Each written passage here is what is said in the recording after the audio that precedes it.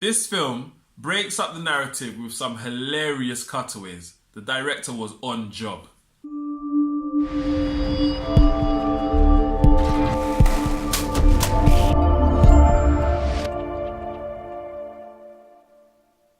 What's going on, people? Welcome to another episode of Filmy Thoughts.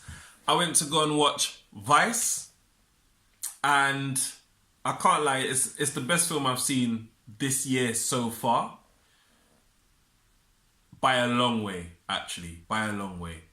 Christian Bale knocks his performance out the park. I believe he has been nominated for Best Actor at this year's Oscars for this. Well deserved. I hope you win. I've looked at your contenders, and I think he would win. To be fair, yeah, I think he's got it in the bag. It was an excellent film. Excellent film. I really enjoyed it. It was funny. There were some serious parts in it.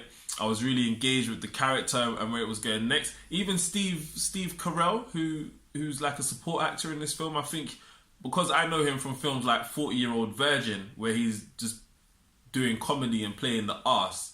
To see him do something so serious, I've noticed over the past year or so, he's starting to take on more serious roles. And he's getting better and better better and better. I'm trying to pronounce my T's, so forgive me. Diction is important, guys. So, I believe he's getting better and better at doing more serious roles, and I tip my hat off to him. I also thought the director, who also wrote the script, done an amazing job. Some of the cutaways in the film left you confused, but then nearing the end, there was always an answer to everything that you had seen. It was such an interesting film. It basically follows Dick Chaney, who was, should I say, one of the most powerful vice presidents America's ever seen.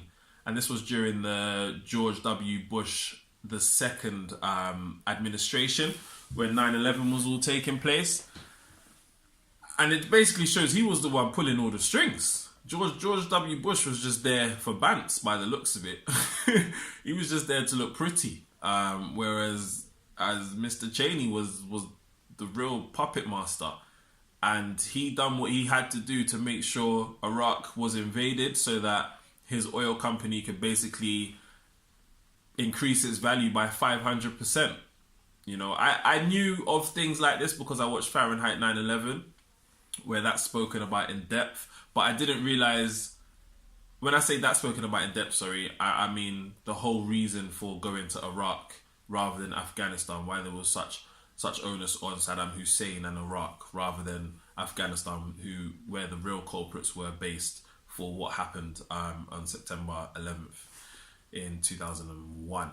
So, but I didn't realize that someone so close to George W. Bush had his fingers in so many different pies, and his main business being oil.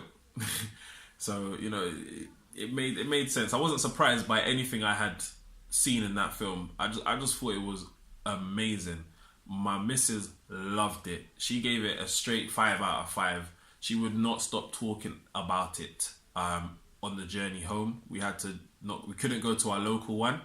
We had to travel out, so she was talking about it all the way home, which is stressful for me. I love my missus. I like hearing her talk, but you know, when it's 11:30 at night and you're ready for your bed, you can't really be thinking about talking about a film in such depth. But she loved it. She likes those kind of films. It was based on a true story again, so straight away it started at 3 out of 5 for her. But she was mesmerized by the film. There were some shots in that film. So I was looking at it from more of a film point of view, where she's looking at it from a story point of view.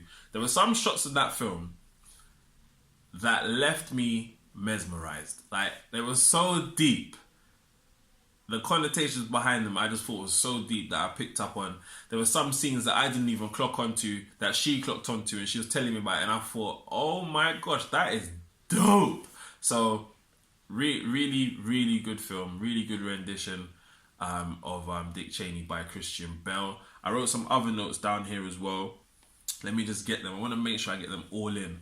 So, yeah, it was excellently executed.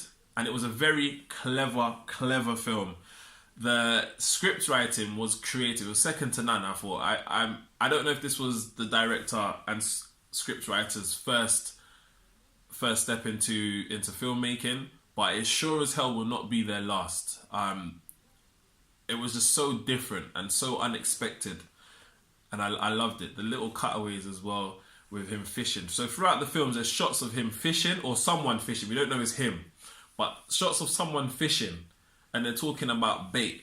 And it's like there'll be a serious scene where they're discussing killing thousands of people, and then it will cut away to someone standing in water with fish, with a fishing rod.